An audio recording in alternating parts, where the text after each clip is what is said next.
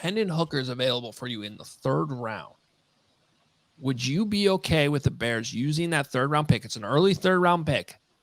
Maybe they move draft capital around and they add another pick. But this is a guy you can't take in the sixth round. This is a guy you have to take earlier. Would you be okay using your third round pick on Hendon Hooker, who could be an ideal backup for Justin Fields and potentially has enough upside where if in the small, tiny case that we still got to keep open that Justin Fields does not make the leap that we all think he will, could potentially also be an option that you develop down the line. Would you invest that third round pick in Hendon Hooker? It's an interesting question, Adam, and I think it all depends on what they do before that pick. And honestly, the season will play out, and someone's gonna point out, oh, if they just got this guy in the third round or address this position in the third round, maybe the team would be doing better. But we've been talking about it for the past couple of weeks. The Bears need to start drafting these developmental type of quarterbacks, so you don't have the Trevor Siemians of the world playing in games where you can have a younger quarterback. Third round. Shoot, why not? I think I'd be down to do that for the Bears, just so they can stop being in that situation where they don't have anybody that can actually develop and come in like you were kind of talking about if Fields were to go down.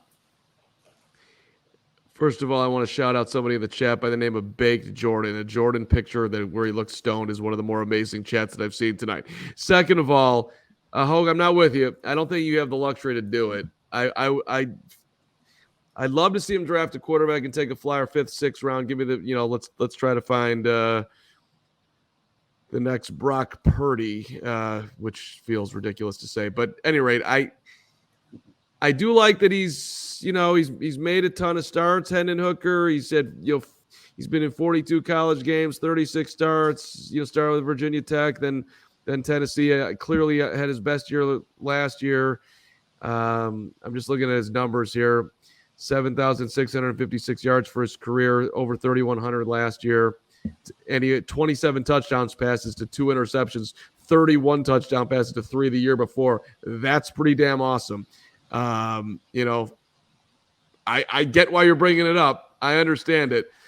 And I get that it wouldn't necessarily be popular. Was it popular when Washington drafted Kirk Cousins in the same draft as Robert Griffin? But how'd that play out? You had Robert Griffin, and they overused him as a runner, and you needed a backup plan, and Kirk Cousins turned out to be pretty good. Now, that's a little bit of a different situation, but and that was a 4th round pick they used on Cousins. And maybe he slips farther because he's got something else going against him that's tough. Not just the ACL. He's 25 years old. And so it's not surprising he was roommates with Velus Jones. Maybe that is the key to the Bears turnaround. Hooker to Velus. Let's go, Bears 2023. 4, 5. Oh God. Anyway, I just thought it was interesting. Wanted to bring it up and put me in the camp that I would defend it if it happened. I think the Bears. I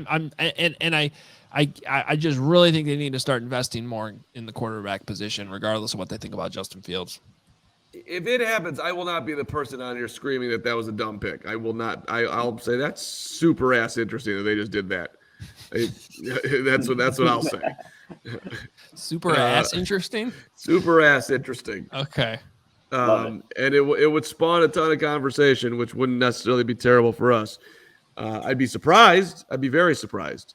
But I'll say this: I like that better than the idea of trading Justin Fields and drafting Bryce Young.